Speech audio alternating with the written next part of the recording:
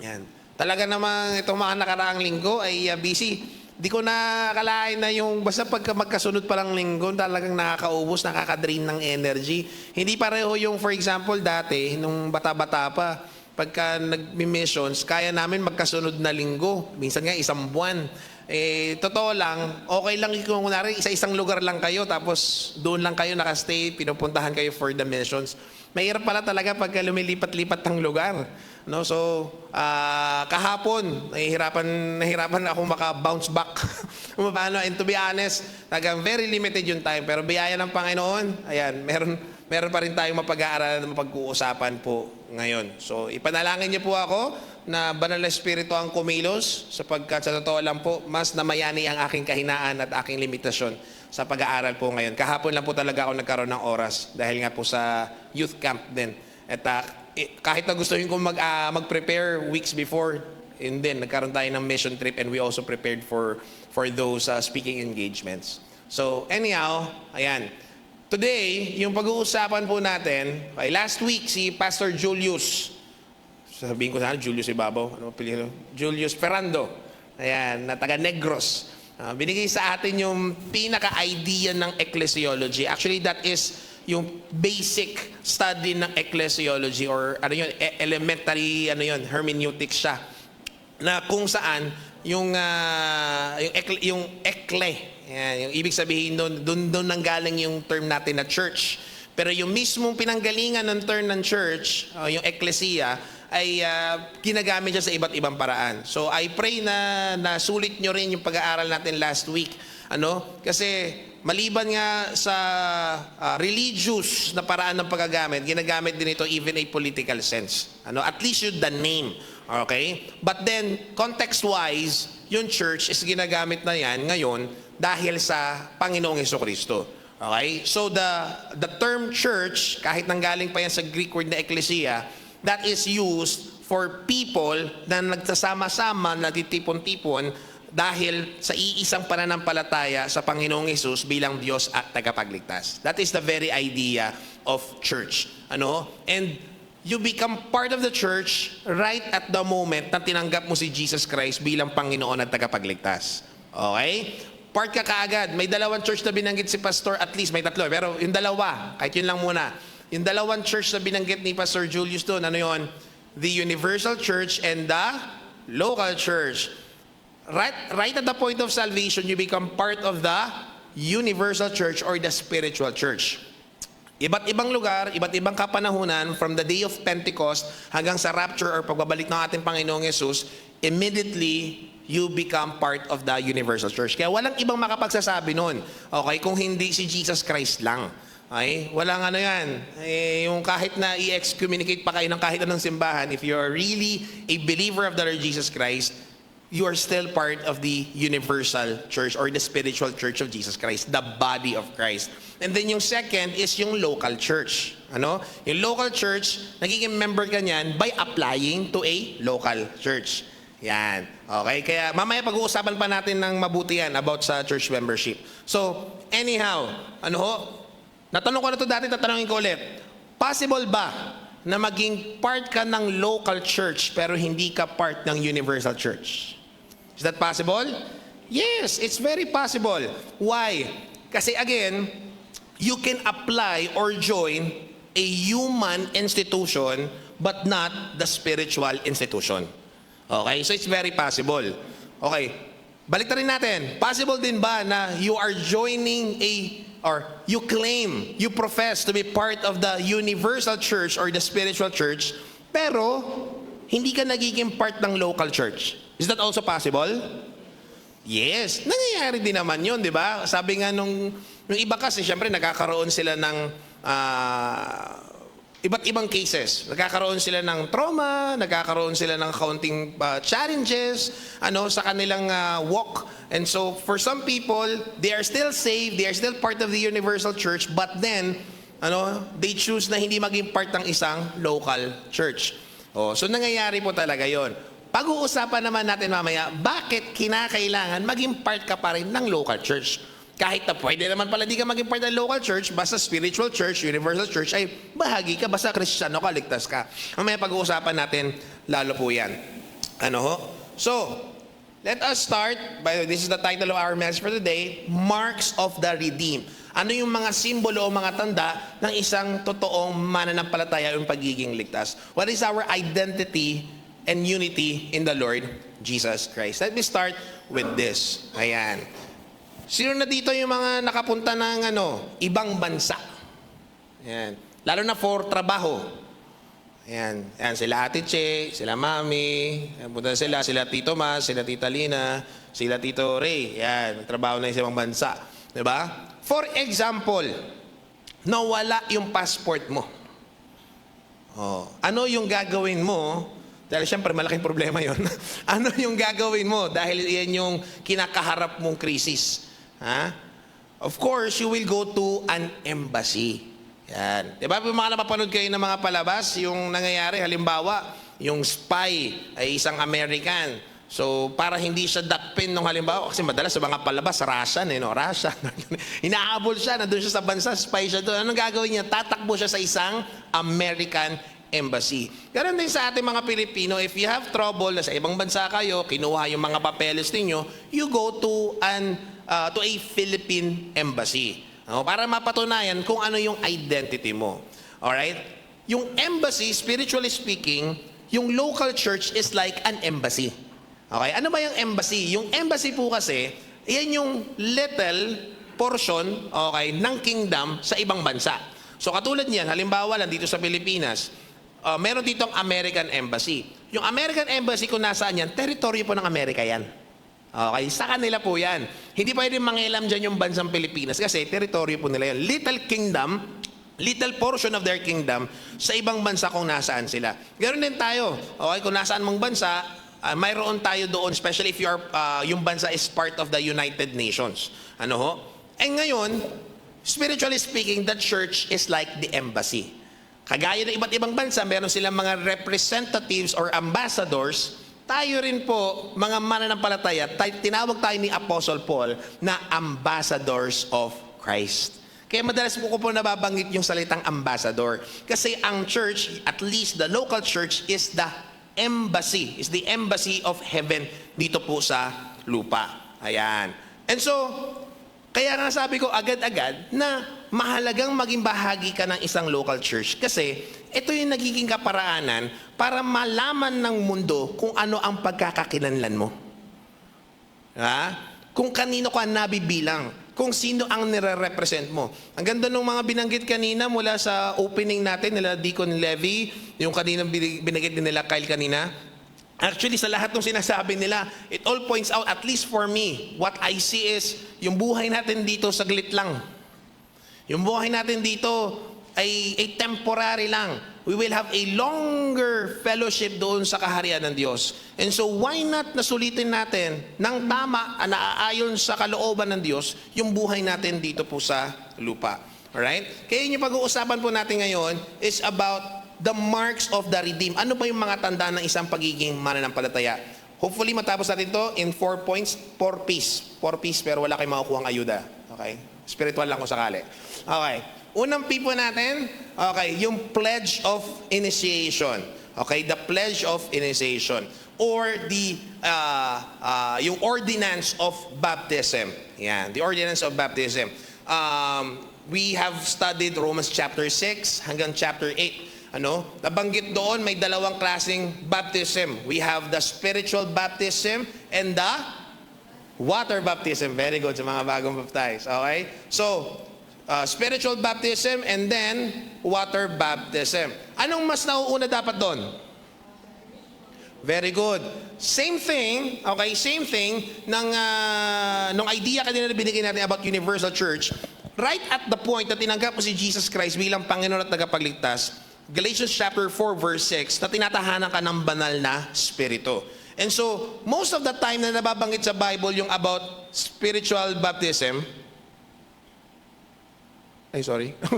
most of the time na nababanggit yung about sa spiritual baptism, ano ba yan? Nag-pray? Nag-pray na ako kanina. Okay, thank you. Okay. Yung wala ko. Okay. Yung about spiritual baptism yan. Most of the readings na makikita po natin doon po sa especially in the New Testament, pag binanggit po yung baptism, it's most of the time, it's about spiritual baptism. Ano ho?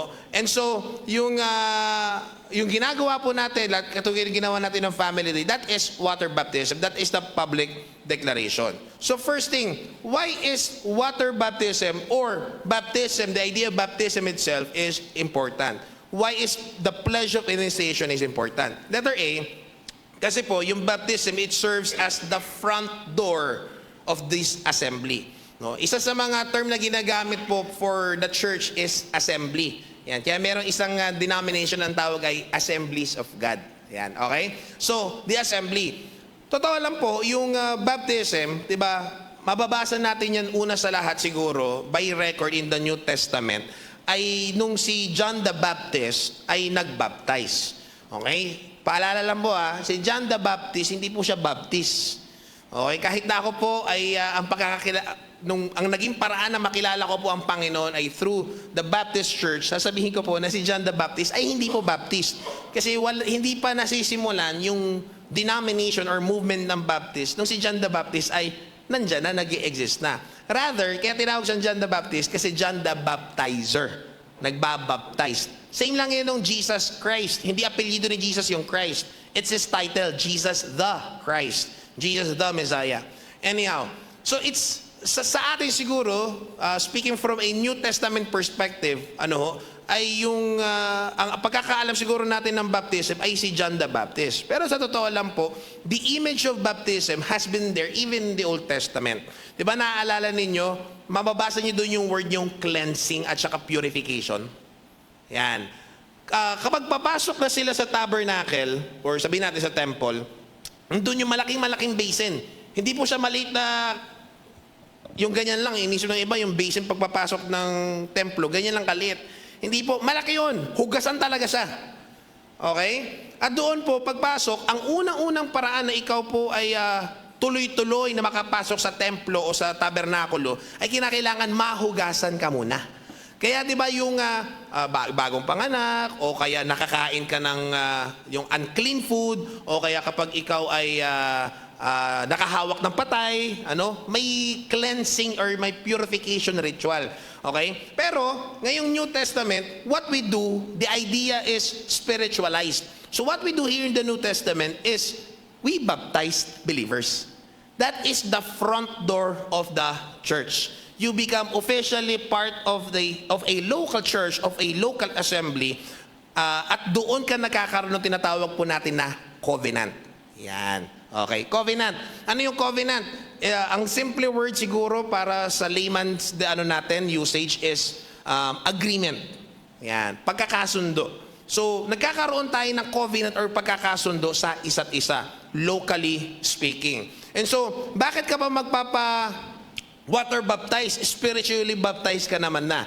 Again, it's a front door of the church. Ganito yung nangyayari mga kapatid. Nagkakaroon ng transition from the world to the word.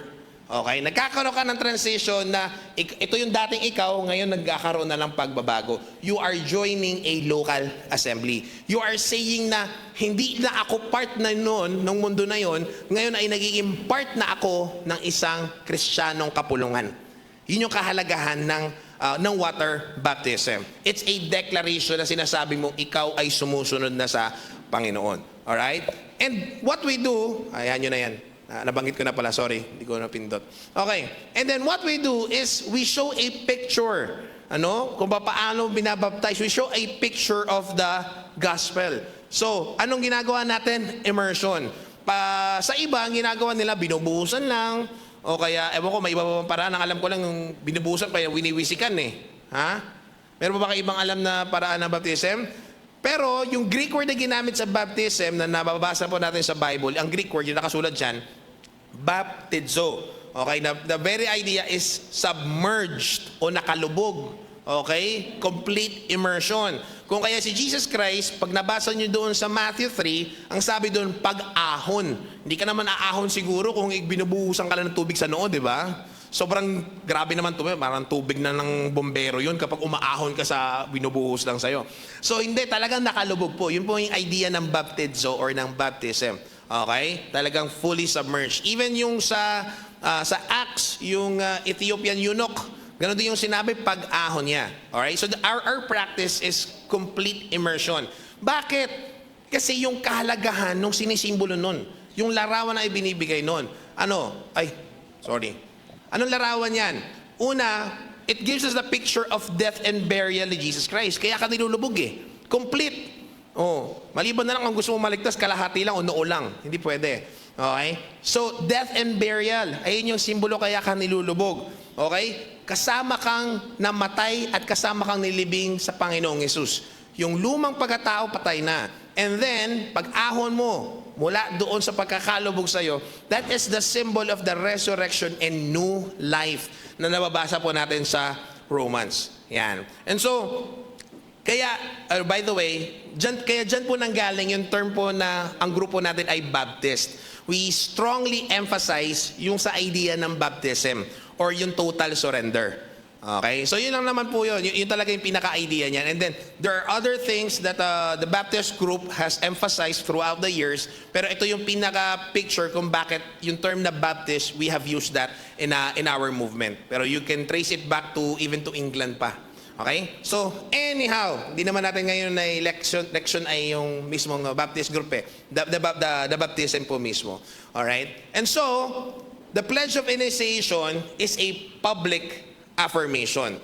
Okay? Kapag dito po sa City Baptist Church, you are baptized po dito po through this local institution. Okay? It's like us, especially the church leaders, it's like us saying na we affirm your salvation. Kinikilala namin na ikaw ay isang ligtas na din. But then, let me remind you, water baptism does not save. Okay? Pag nabautismo ka sa tubig, hindi ka rin nagiging Kristiyano. Paulit-ulit ako lagi dyan kasi kinakailangan klaro po sa ating lahat. Ulitin ko hindi ka nagiging Kristiyano kapag water baptized. Kristiyano ka muna, spiritually baptized ka muna bago ka bautismohan sa tubig. Okay? Sino ang example natin? Si Jesus Christ. Hindi naman kinakailangan ni Jesus Christ ng forgiveness of sins at saka ng salvation. Pero bakit siya nagpabaptize? Sabi niyang ganon, so we can fulfill all heaven or all righteousness. Na ibig sabihin po doon ay surrender. Yan. Okay? So it's your public affirmation that you are surrendering yung iyong kalooban sa kalooban ng Diyos. Hindi na ikaw yung nasusunod, kundi ang Panginoon na. And nangyayari po because we as body, okay, ay nababaptize sa iisang dugo, okay, figuratively sa dugo ng ating Panginoong Jesucristo. And so lahat tayo, we are spiritually baptized in the same spirit. We are locally baptized in one same institution, City Baptist Church. Okay, pero wag kayong malito na baka mamaya maging kulto naman tayo City Baptist Church, bagong samahan. Hindi. Mira, ano lang yan, may tungkulin tayo kung bakit tayo naging local church. Yun po yun. Okay, we have a responsibility and accountability. We are representing a mission dito po sa lupa. Okay? Siguro banggitin ko na din. Halimbawa, yung ibang Christian church sa paligid natin. Meron tayo dito sa paglabas, ano pangalan ng church ito? Bristol Bible Baptist Church. Meron dyan, Society Bible Baptist Church. Dito sa Pantomina Mayor, meron diyang Living Word Baptist Church. Yan yung alam ko dito sa paligid natin Paglabas mo dyan, meron pa actually susunod. Meron pa rin doon. Kapag labas mo dyan ng Regalado, meron pa dyan. Okay. So, even yung mga walang name na Baptist Church, okay? Baka may ibang community church dito na hindi ko lang kilala. Mga kapatid, if they proclaim the same gospel, okay? Salvation is through by grace alone, through faith alone, through Christ alone, through scriptures alone, for His glory alone. Okay?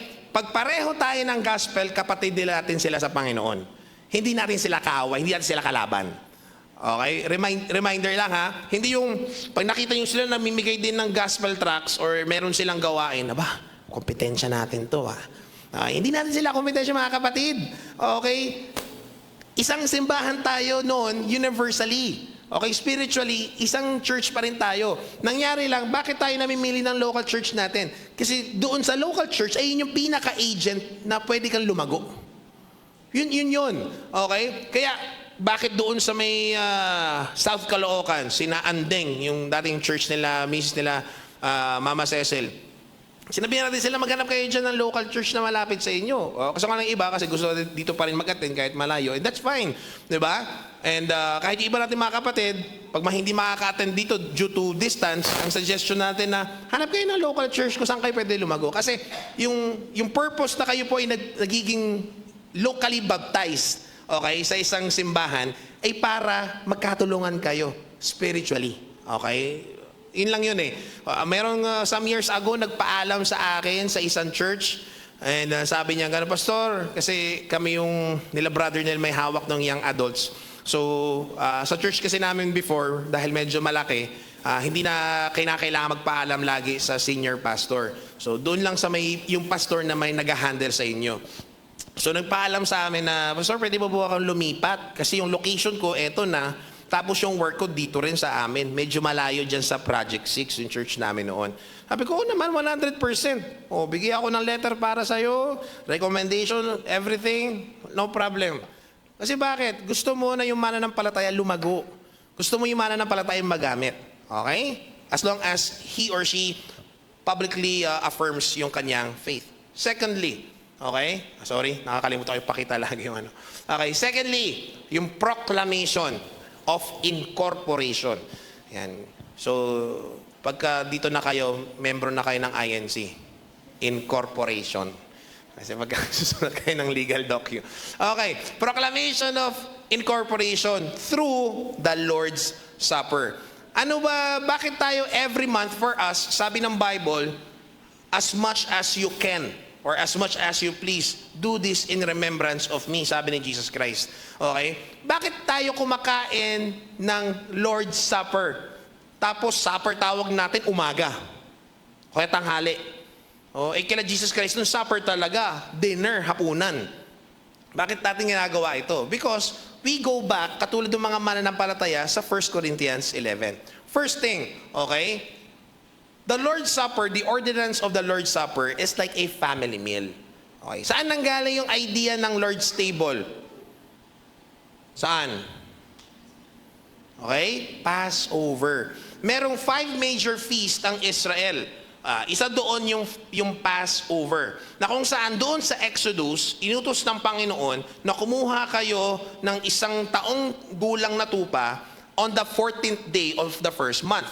Okay? Kailangan wala siyang sugat, walang karamdaman, maayos siya na klase ng tupa. That is the symbol of Jesus Christ. Then anong sabi pa doon? Yung dugo niya kukunin ninyo, okay, gigilitan ninyo, papatayin niyo yung tupa na yon, isang taong gulang, at sa doorpost ninyo, sa hamba, lalagyan ninyo.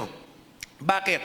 Sabing ganun ng Panginoon ni Jehovah God through Moses, na dadaan ako sa Egypt. Magpa-pass over ako sa Egypt. Yung walang dugo, kukunin ko yung panganay nila. Kung napanood nyo yung Prince of Egypt, paborito ko yun ng bata ko. Talaga tuntua ako doon, nung pinapanood ko yun, tuwan-tuwa ako. Pinapanood ko sa mga bata, nakakatulog sila. Sabi ko, parang gandang-ganda ako nung bata ko, excited na excited ako. Anyway, and true enough, okay, pag binasa nyo yung sa Exodus na, kinuha talaga yung mga panganay ng Egypt. Pero, kung nasaan yung Israel, actually, kinonfirm pa namin yun kung talagang wala bang namatay sa Israel. Kasi baka malay mo may pasaway, di ba, na babahala kayo, basta ako di ako magbusan dugo, gastos lang yan ang tupa eh. Next, may ibang piyesta pa akong paghahandaan. So di ako magkakatay ng tupa. Turns out, nung binasa ulit namin sa Exodus, true enough, 100% lahat nagbuhos. Tawag mo dyan? Nagpahid. Okay, nagpahid ng dugo. And so, lahat ng dinaanan ng angel of death, by the way, that is a theophany ng ating Panginoong Yesus. When He passed over, napatay yung mga Egyptians while yung Israel hindi. I remind you, hindi dahil Israel sila. Okay? Hindi dahil Israel kaya hindi sila pinatay, kung hindi dahil sa dugo. Dahil doon sa pananampalataya nila sa Panginoon. Alright? And so, that's what we do. Ngayon, ang ginawa po nila, nung dumaan doon yung Passover, di ba, ini-imagine natin parang kawawang-kawawa, tapos kasi may dadaan na papatay. Mga kapatid, piyesta yun. Once a year, every feast of the Passover, meron silang isang buong lechon. Isa yun yung tupa na inalay nila. So if you would like to imagine Feast of the Passover, it's a feast. En grande. Meron silang kinatay na tupa talaga. Okay? Kaya meron din doon, kung babasahin ninyo yung Leviticus at Deuteronomy, mababasa nyo rin doon na kung halimbawa, walang pamilya yung isang Israelite, pwede nyo ampunin doon sa bahay ninyo. So still lahat makakaranas ng pagpipiesta. Okay? Kaya habang yung buong Egypt ay umiiyak, yung Israel, dahil nanampalataya sila sa Panginoon, lahat sila nagsasaya. Grabe yung ano, no? Yung kabaliktaran na nangyari nung gabi na yon. And I'm looking forward on that day na, medyo nakakatakot lang, pero I'm looking forward on that day na sabi ni Jesus Christ, lahat ng luha ninyo, lahat ng pighati ninyo, I will turn that to joy. Ano? Na lahat ng mananampalataya ng Panginoong Hesus will be rejoicing doon sa kanyang kaharian, and the rest of the world who did not believe are suffering in hell. Alam ko na dapat malungkot tayo for the others, pero at the same time, that will be a rejoicing for us. So why do we do the Lord's table? Yun na lang, para hindi supper. Why do we do the Lord's table or the celebration of the Lord's Supper? It's a memorial. Anong sabi ni Jesus Christ? Gawin nyo ito at pagdating ng araw, kasama nyo na akong kakain. And so sa madaling salita, we are having a family meal. Kasi nagiging isang family tayo kapag ikaw ngayon ay nabautismohan na. So the Lord's Supper is a continuation. Okay? Papakita ko na yan. Sabi na, baka makalimutan ko. Stay. Okay?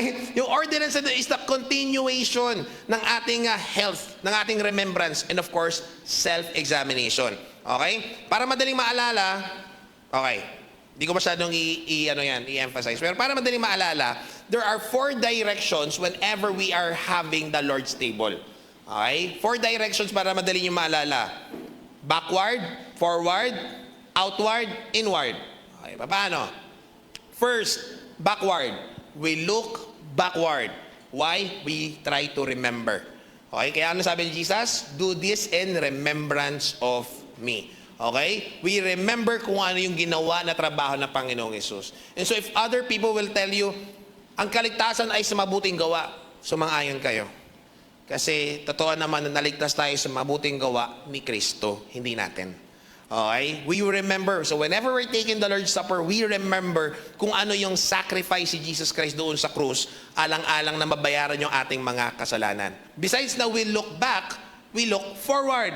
Why? Katulad na ng banggit ko sa inyo, we are looking forward to that time na kung saan babalik si Jesus Christ at ang sabi doon sa marriage of the Lamb, okay, ay kasama tayong sa iisang hapag. Yan. And by the way, yung sa 1 Corinthians 11, banggitin ko lang yung sa 1 Corinthians 11, actually, nagpipista rin sila doon. And then dahil nga naging Christian na yung mga Hudyo doon sa 1 Corinthians, dahil naging Christian na rin sila, ang problema, okay, ganito, nag-celebrate sila ng Lord's Table na siyang ginagawa din natin. Ang problema, doon, ang konteksto doon sa 1 Corinthians 11, nag-ano rin sila, naglalasing. Kasi nga piyesta.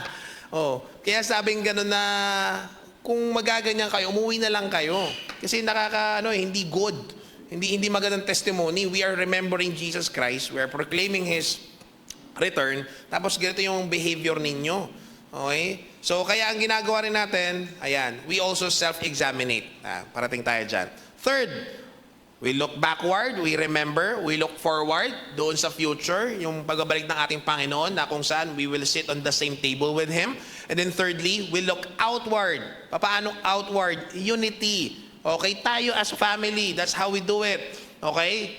Kaya nga, di ba ang idea talaga ng Lord's Table, or at least nung ginawa nila Jesus Christ, they were breaking bread. Okay? Nagputo sila ng tinapay as a symbol na bahagi sila ng iisang katawan. At yung iisang katawan din na yun, yung naging sakripisyo para nang sa ganon ay mabayaran yung kasalanan nila. Same bread dapat yun. I have attended some seminars before. Ganun talaga yung ginagawa. And by the way, hindi pwede yung may may pampalsa.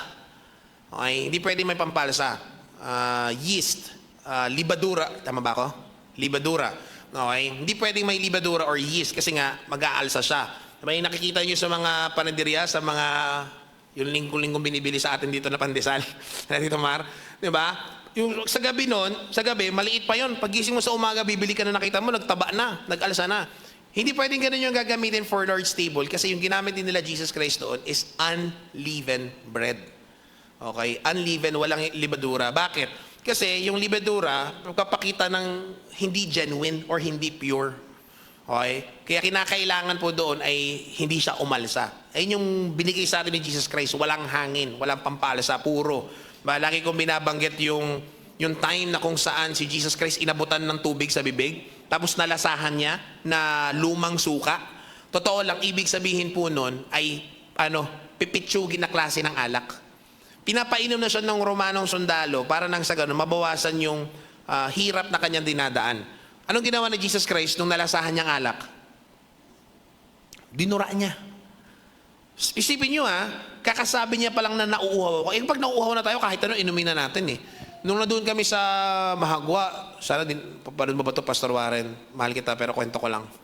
Yung, akala ko, paglagay ko nung sa may baso, sabi ko, baka hindi ko nahugasan na mabuti yung baso yun ng kape. Tinapon ko muna yung unang nilagay kong tubig na mainit. Paglagay ko ulit brown pa rin yung tubig. Yung pala yung kinukuha namin ng tubig, yung galing doon sa may creek. Yung iniinom namin. Si Calvin lang din nagsabi sa akin. Sabi niya, you notice the water? Sabi ko, no. Nakailang kape na ako. Sabi ko, pala hindi na papalitan yung kulay. Okay? So, kinakailangan po ay, nasaan na ito? Nakalimutan ko na tuloy. Ano yung binabangit ko, nanay? Suka, ayun. Pag nauuhaw ka na, kahit ano ready mo na inumin, si Jesus Christ, kahit nauuhaw na siya, dinura niya yun. Kasi alam niyo kung bakit? Hindi niya na mararamdaman lahat ng sakit. Kinakailangan, Isaiah 53, kinakailangan lahat ng sakit, okay, ay dapat maranasan ng ating Panginoong Yesus. Talaga, kakaiba talaga yun na the Father was pleased nung lahat nung kasalanan natin na iniligay niya sa anak. Alright? And fourthly, the fourth direction po natin, okay, we look inward. Ito na yung self-examination. Every time we are taking the Lord's Supper, we self-examinate. This is the opportunity for us. So next month, kasi kakatapos lang natin ng Easter or ng Resurrection Day.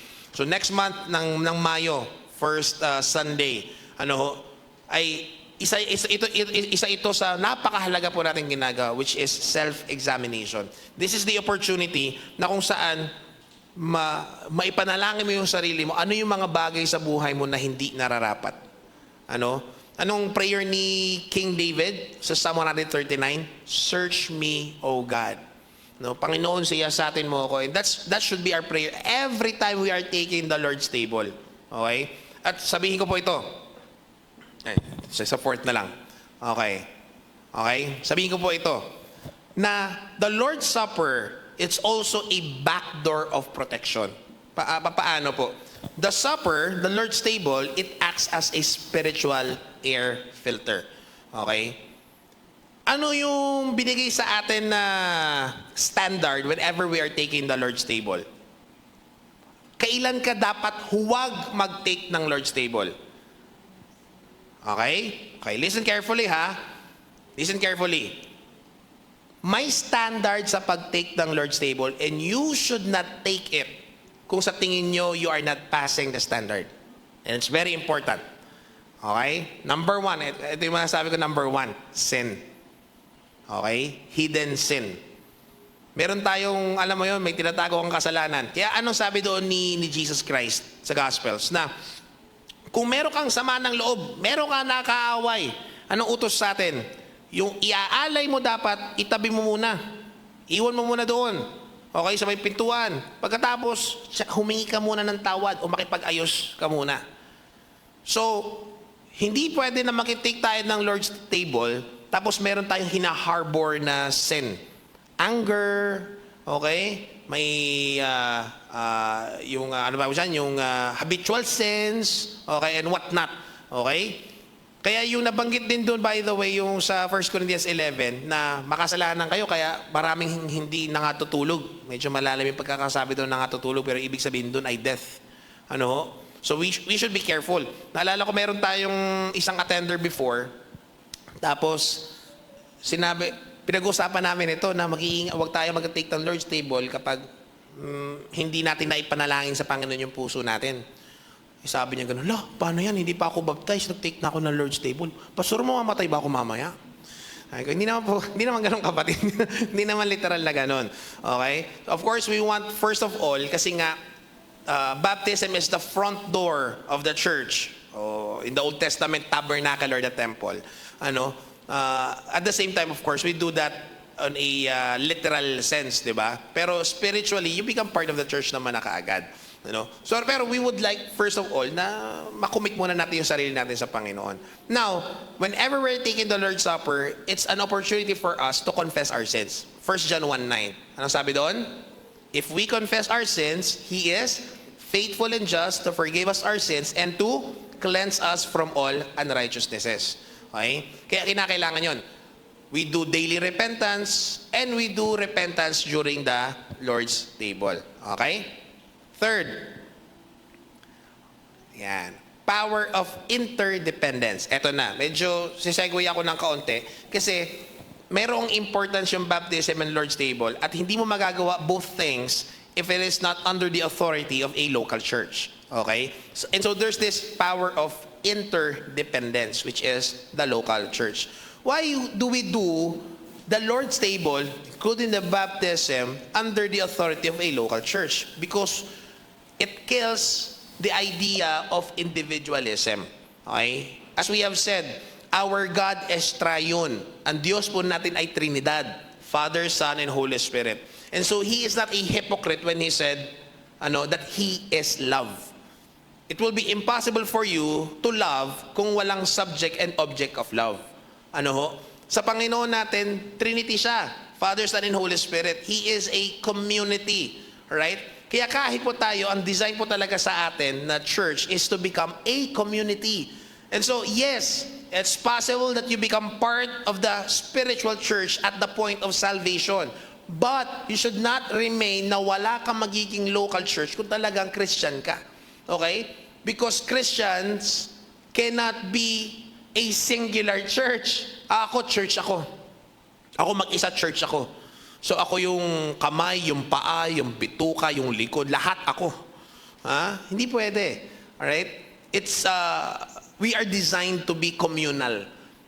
Gusto ko yung na-discover ko rin yung sa Pauline epistles na yung transformation o yung pagbabago na hinahanap doon ng Panginoon through the Apostle Paul is not just a personal transformation but also as a communal transformation.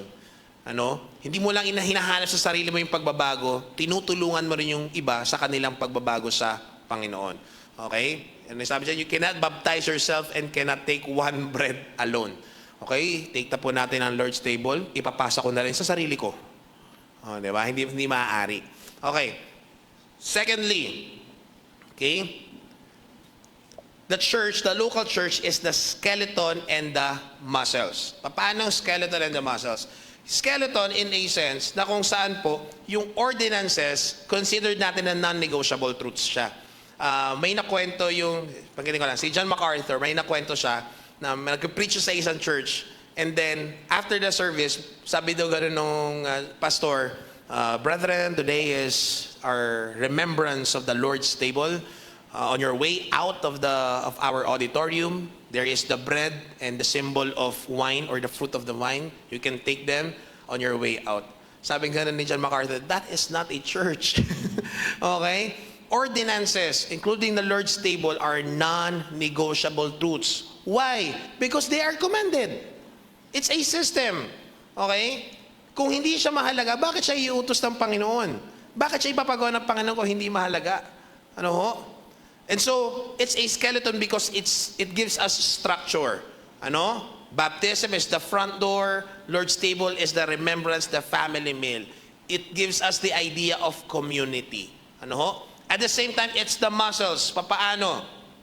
Ito yung lakas. Okay? They enable our worship and evangelism to function effectively. Okay? Mahirap maglingkod sa Panginoon without a local church. Alright? Kahit na later on, halimbawa lang, sana wag, pero kung halimbawa lang, umalis kayo dito sa City Baptist Church, yun kagad yung i-pray ninyo na magkaroon kayo ng ibang local church. Kung may kakilala kayo na ibang yung mga kaibigan, kamag-anak na unchurched, encourage them to attend a church, whether here or another church. Kasi of course, City Baptist Church is open to everyone kung makakatulong tayo sa kanilang growth. Okay? And kung maaari sila maging part ng ng ating kongregasyon. They can involve themselves to whatever ministry na maaari nilang makabilangan. Okay? So, the church, it enables our worship. Pwede ka naman mag-worship mag-isa, yes. Pero di ba, ang sarap mag-worship pagka-assembly tayo talaga. Nasusunod natin yung sa Hebrews, na we are an assembly meeting together, encouraging one another. That's the church. Nabanggit ko na to before.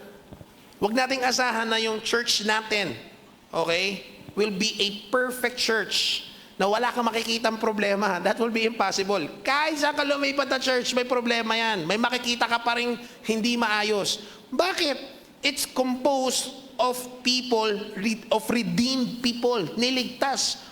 Kung wala silang problema, ba't pa sila ililigtas? Ano sabi kanina ni Deacon Levy? Ba't ka pa nandito kung hindi ka handang makinig?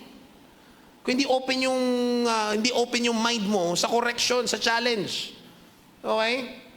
Wherever we go, whatever church we belong to, mangangailangan ng pag-aayos. So whether here or another church, okay? And so ito pa rin yung pinipray natin. Kaya dito yung emphasis natin sa baptism and sa Lord's table, sa ordinances. Because our goal ay hindi lang po dumami. Our goal is literally that City Baptist Church will become a family church. Diba? Meron tayong mga friends na, alam nyo ba na when they got saved sa isang malaking church, hindi ako nagko-condemn ng malaking church, ng mga mega church. They are very, very, malaki silang tulong sa kaharian ng Panginoong Yesus. Pero, naalala ko lang, it was mentioned nung nag-attend ng isang family church, yung ibang naligtas sa malalaking church. Sabi nga na, bakit magkakakilala yung mga tao dito? Bakit nagkakamayan yung mga tao? Bakit parang lahat nagkukwentuhan? Kasi nakasanayan sa ibang malaking church na after mo mag-church, uwi ka na. No, sa Bisaya kasi, sa Tagalog, SSS eh. Ay, sa English, SSS eh. Ano yung SSS? Saved, seated, satisfied. Wala nang gagawin. Sa Bisaya, P. Paminaw. Ano yun? Pungko. Paminaw. Pungko. Pauli. Pakikinig. Pag upo, yung lingkod sa Bisaya, upo eh. Tapos uwi. Yan. Hindi church yun. Di ba? Alright? So, ayan yung, kaya tayo local church. Yes, part ka ng spiritual church at the point of salvation, but you need to be part of a local church. May nakilala kayo na introvert pero sobra pa sa introvert. Meron kami nakasama nito lang eh. Literal na kahit anong itanong mo, isang tanong, isang sagot eh. Parang pinakamahirap ligawan. May mga ganun, di ba? Pero naniniwala ko, kahit gaano ka ka-introvert, kakailanganin mo pa rin ng local church. Kasi mangangailangan ka ng magko-correct, magpapalakas sa'yo, mananalangin na kasama mo. Diba? Yung sabi ko kay Nanay Lani, diba? Kung okay sa'yo, share mo yung problem mo sa ibang kababayan para makipag-pray. Ganun tayo, diba? We pray for each other. It's a family. Anyway, okay? The local church, of course, is the visible gospel. Yan, okay? Yung ordinances is the visible gospel. Whenever we do the baptism, we do the Lord's table, it's gospel right there. Okay, we're sharing the gospel. Okay, while preaching is the gospel heard, the ordinances are the gospel seen. Kaya nga 'di ba, yung baptism na ginawa doon sa Ethiopian eunuch, doon sa Acts, okay? Mataas yung possibility na pag-uwi niya ng Ethiopia, na siya yung nag-share ng gospel doon sa Africa. Because I would challenge you, balikan ninyo yung history na Africa kung paano nag-spread yung gospel doon. Magugulat kayo na before na-spread yung gospel sa Europe, naunang nag-spread yung gospel sa Africa. Why? Kasi baptized siya and he is proclaiming na he is baptized a follower of Jesus Christ. Okay? That is gospel seen. Yung mga family members mo, mga kaibigan mo, when you declare yourself as a Christian. Pero of course, as we are saying, that is visible gospel, di ba? Make sure that we are really a visible gospel. Baka mamaya, kung paano rin behavior ng mga tao sa mundo, same lang din yung ideas natin, same lang din yung behavior natin, same yung tabas ng dila sa pagmumura, same pa rin ng bisyo, same pa rin ng pananaw sa mundo. Kung ganun lang din, we have to ask ourselves, Christian kaya talaga ako? Kasi there should be a difference eh. Mabilis. Sige. Share ko lang mabilis. Naalala nyo, merong sa Old Testament, may clean food tsaka unclean food. Yung clean food, konti lang. Yung unclean food, mas madami. Ano? Tapos, merong mga pag-aaral na sabing ganon, baka siguro, pinagbawal ng Diyos yung unclean food or merong kinategorize na unclean food. Ano yung mga unclean food? Baboy, kabayo, kamelyo, kung isda, hito, kasi walang kaliskis, ano? Alright? Bakit yung mga pinagbawal? Ang sabing ganun daw kasi, dietary reasons. Kasi daw, hindi daw maganda sa katawan. O yung tuna, bawal din sa kanila yon kasi, ano daw, wala rin talagang kaliskis. Okay? Ang tuna, mataas ang mercury kasi madalas siya sa ilalim. So, naisip-isip pa rin namin, may nagkaroon ng bagong study a few years ago, na sabing ganun, na kung kolesterol lang usapan, mas mataas ang kolesterol ng baka kaysa baboy. So, sabing ganun, ano ba talaga? Bakit yung pinagbawal ng Panginoon yung ito at may mga pwede lang sa Israel? Okay. Turns out, kapag titignan mo yung geography, okay, titignan mo yung geography kung nasaan ng Israel, lahat ng mga bansang nakapaligid sa kanila, kumakain ng unclean food. Optional lang sa kanila yung clean food. Nung dineclare ng Diyos na ito yung mga pwede nyong kainin, tsaka ito yung mga bawal nyong kainin, nagkaroon ng clean tsaka unclean, it separated them from the other nations. Oh. Kaya pagdating ngayong New Testament, sinabihan na tayo ni Pedro, pwede na yung dinuguan. Yes. Sayang yung luto ni Tito Levy, ha? Puto. Kulang lang puto, Tito. Sana si Tito Levy. Puro kanin eh. Pero lang. Dire lang. Ha? Pwede na, sabing gano'n ni Pedro. Kasi sabi ni Jesus Christ, pwede na eh. Okay? Kasi nagkaroon na tayo na yung difference, okay, yung pagkakakilanlan sa atin, hindi lang sa pagkain. Dapat makita na yung pagkakakilanlan sa atin sa lifestyle. Na malaman nilang Kristiyano ka talaga. Oh. So kahit yung Israel noon, hindi nila sabihin na Hudyo sila, okay, malalaman doon sa lifestyle nila, sa pagkain nila. Tayo ngayon malalaman, kahit hindi, bago mo pa i-declare na ikaw Kristiyano rin, malalaman sa pananalita mo. Sa pakikitungo natin sa tao. Ano? Sa lifestyle. No? Yung nabahagian natin ng salita ng Diyos doon sa Porac, yung mga nagbabantay, ano sila eh, parang Rasta. Ewan ko, nanonood sila ngayon mga tropa. Hipster. Ano ba yung ginamit nilang word? So, ang ganda-ganda na nila eh. Sabi nila, pakinggan mo to. Mga adults na po mga adults, hindi mga bata. Ano sila, rap artist, nagbe-braid sila, doon sila nabubuhay sa tabi ng ilog. Masaya ka kwentuhan. Ano? And they listen carefully to the gospel. Ha? At alam nyo ba na, atawa nga ako eh, kasi ang pangalan nila, hindi ko alam totoong pangalan, kasi rapper silang lahat eh. Pangalan nila si Chico, si Candy, tsaka si Crazy. Sabi ko, para tayong Bone Thugs in Harmony. Nagkukwentuhan kami. So, sabi ko gano'n sa kanila na pangarap ko, mga tropa, di ko lang kayo dito maging tropa. Sarap pagdating natin sa langit, makikita-kita tayo. Sabi nila, chill. Sabi ko, sana walang ibang tinira. Chill. Tapos after namin mag-pray, ganda na kwentuhan namin, mahaba, nakatulog na kasi Ana. Tapos namin mag-pray, sabi nung isa, Kuya, di ako kakamay sa'yo, hahag ako, I love you. They need to see yung difference. Kung tayo ba talaga yung visible gospel. Let me end with this. Okay, the purpose of integration. Medyo nabanggit ko naman na mostly. Okay? As church, as the global mission. We will give emphasis on this May 3 pa. Okay? Si Pastor Lena Badewe will be our speaker on that Sunday. Okay? The purpose of integration ng local church to the global mission, nang sa ganun po, we can be engaged to the churchless. There's a study po na ginawa na kung saan the churchless or the unchurched, deep inside pala, is also looking for a church. Ang ginawa nitong research, Pilipinas So, tayo mismo, ito kultura natin ng mga Pilipino, kung hindi siya part ng isang local church, okay, sa loob-loob niya pala, gusto niya rin magkaroon ng local church. May ilang mga bagay lang siguro nagiging sagabal o kung bakit nagdadalawang isip siya, kung bakit siya maging part ng isang local church. Okay? Pero ito po mga kapatid, okay? You if City Baptist Church is an embassy of heaven, that means you, as members of City Baptist Church, are ambassadors of Jesus Christ.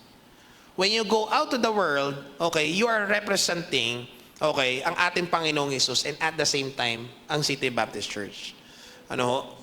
Kaya it will be a good challenge po for us na hindi natin sila kakatakin na parang sapilitan ay, mag-church kanina. Yung nakakatawa yung mga ginagawang skit yung let's go to the church. Tapos ang gagawin nila, kikidnapin nila. Okay, yung mga ganun, pero skit lang naman yun, joke lang naman See you at church on Sunday. Ganon. Pero ang point ko lang, hindi natin masusure kung kailan natin sila talaga mahahatak, maiinganyo. Hindi natin sure kung dito rin sa simbahan natin. My point is, let's represent Jesus well to the unchurched. Okay? Yun lang yung panalangin natin, that they can encounter God by encountering us. Okay? Kaya yung alala ko lang, ewan ko na kwento ko na sa inyo, kasama ko yung ibang mga tropa, nagko-coffee shop kami. Nasa coffee shop kami. Ano man Tagalog yan? Okay, nasa coffee shop kami. Pagkatapos, yung kwentuhan parang lumalayo kung saan. Bumula ako saan, sabi ko, mga tropa, parang hindi maganda kwentuhan natin. Sabi natin, church tayo, tapos at the same time, may pinag-uusapan tayong ibang tao. Parang, hindi magandang testimony ito. Tapos, ano sasabihin ng tao, ng barista? Kung nasaan kami nila, Brother Nel, 3 lamesa lang ata, sa gilid na ito. Yun yun ang ambassador ni Jesus. Naka brown pants. Diba? Labi ba rin? Okay? So, ayun. Kaya sabi ko, sana, pagka nasa labas tayo, they can encounter God by encountering us. Okay? Sorry. Okay. Di ko na ipaliwanag to kasi I guess nadaanan ko na naman ng mabuti. Pero, the idea na we meet here on Sunday, kaya prayer ko nga hindi tayo lagi nagmamadali pag Sunday, no? Kasi may isa sa inyo nagkwento sa akin noon ganun din sa isang church pa nakakwentuhan ko na yung Sunday, it's like a spiritual rest din talaga sa atin. Diba? Na you go home to your family, prayerfully, you will have rest. Okay? Alam ko na may pwede tayong gawin na ibang mga bagay. Pero maganda na yung dito of course, yung nourishment mula sa salita ng Diyos. Tapos ganun din yung encouragement sa isa't isa. Okay? So, yan. Gusto ko lang na, kasi especially for us na living here in Metro Manila, we are caught up talaga sa business kahit na for us, danger pa nga yung busy ka masyado sa ministry. Hindi nga mabuti yun kasi baka mamaya, busy ka nga sa ministry, pero wala ka namang healthy intimacy kay Jesus. So, kita mo, rapper na rin ako So, gusto ko na sana dito sa atin, we will treat as family talaga. Kwentuhan kayo after nito, kung may bago, include niyo sa circle niyo kahit magkakaiba kayo ng personalities. Di ba? Okay? Then lastly, yung outward deluge. Okay? We do not only focus on gano'n nakaraming alam mong doctrines and theology. Okay? That is very important, by the way. Yun yung ginagawa natin ngayon, doctrine and theology nga Pero we do not only focus on quote-unquote growth in numbers, growth in information. Okay? Mas maganda yung maging focus natin is yung health natin. No? Kaya sa mga kapatid natin if you are going through burnout, if you are anxious about anything, whether outside church or inside the church, for anything, okay? You can talk to us. Okay? Para nang sa ganun, pwede natin mapag-usapan yan.